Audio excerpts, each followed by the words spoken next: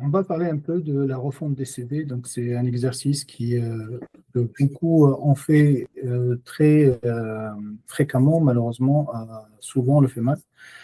Il faut déjà qu'on fasse un exercice de mise en relation. En fait, on se met en mise en situation, on va dire.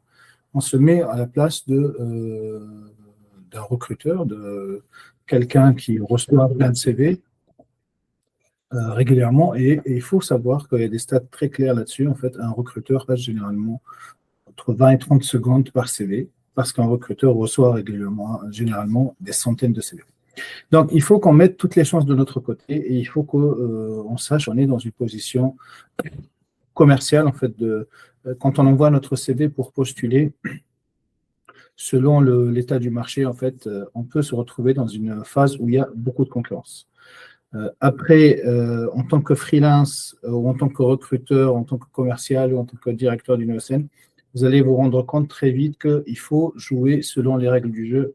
Il ne faut pas faire des choses selon votre intérêt ou votre propre vos goûts, en fait. Si vous jouez ce jeu-là et que vous vous dites c'est pas grave, moi je m'en fous, je vais mettre n'importe quelle photo, je vais présenter le CV tel que je veux et tout, bah, malheureusement, ça peut marcher par erreur, par hasard, si vous tombez sur quelqu'un qui flash sur votre style de couleur, style un peu out of the box de présenter les CV, mais à 90%, pour ne pas dire plus, vous allez perdre des points. Donc, point important, il faut commencer par ça. Si jamais vous mettez une photo, vous allez perdre des points par rapport à quelqu'un qui n'a pas mis de photo. Ça peut vous étonner, mais après, bon, c'est pas super data-driven. Donc là, j'ai une petite idée personnelle que j'ai développée tout au long de mes années de recrutement. Mais en fait, quand on met une photo, on se retrouve sans le vouloir dans un jeu de Tinder, de swipe, est-ce que j'avance, est-ce que j'arrête. Donc, si vous mettez une photo, souvent, en fait, la recruteuse, la plupart des recruteurs, la plupart des RH sont des filles. Souvent, en fait, c'est pas péjoratif ce que je dis, mais souvent en fait, elle va sentir quelque chose directement de la photo qu'elle va prendre en considération pour la suite de la sélection, pour la suite de la qualification du CV. Et donc, du coup, quand il n'y a pas de photo, c'est le CV qui va parler. Après, vous pouvez penser que vous avez une très bonne photo professionnelle que vous avez mis, ça arrive, mais à 90%, la photo ne va pas vous apporter plus d'éléments. Deuxième point, les couleurs. Pareil, vous pouvez mettre des couleurs exotiques, vous pouvez jouer avec des dégradés, ce genre de choses. Malheureusement, à 90%, ça ne va pas être dans votre intérêt. Ça va vous faire perdre du point par rapport à quelqu'un qui est resté sobre. Quand on dit sobre, c'est vous choisissez une seule couleur et il ne faut pas que ça soit plus de 20% du CV.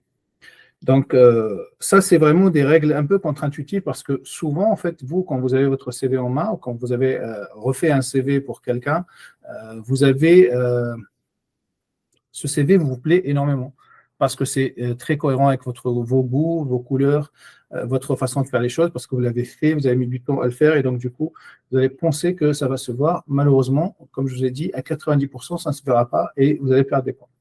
Faites plein de couleurs et tout, et sachez qu'il y a beaucoup de sociétés qui impriment des CV en noir et blanc. Donc, tout ce que vous avez mis comme couleur, comme effort sur les couleurs, en fait, ça ne va pas se voir du tout, et pire, l'impression ne sera pas bonne.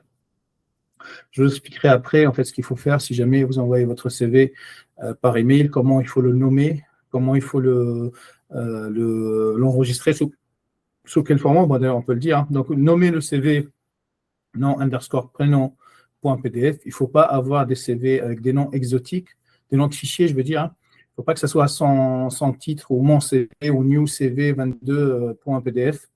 Il faut que ça soit pdf.doc et il ne faut pas que ça soit des CV supérieurs à 1 méga. Donc, 1 méga, en fait, pour que ça soit quelque chose de facile à transférer d'une équipe à une autre parce qu'il y a souvent, chez les sociétés, il y a des personnes qui ont des blocages sur le volume des fichiers. Et donc, du coup, débrouillez-vous, organisez-vous pour avoir des CV de 1 méga. Je vais vous montrer tout à l'heure, on va vous faire mettre un drive où vous allez voir qu'il y a des CV de 15 mégas.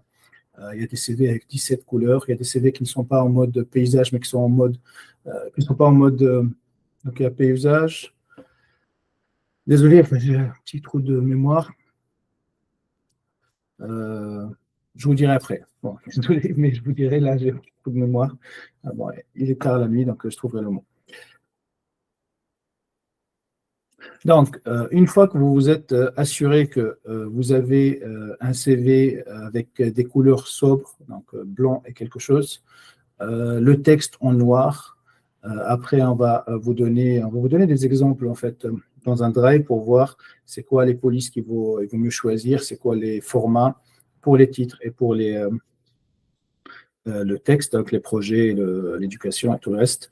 Et ça va vous permettre de voir, d'augmenter vos chances énormément, soit sur votre profil, si vous postulez, soit sur le profil d'un de vos candidats, d'un de vos intercontrats que vous voulez placer aux missions. Donc, c'est très important d'appliquer ces règles-là.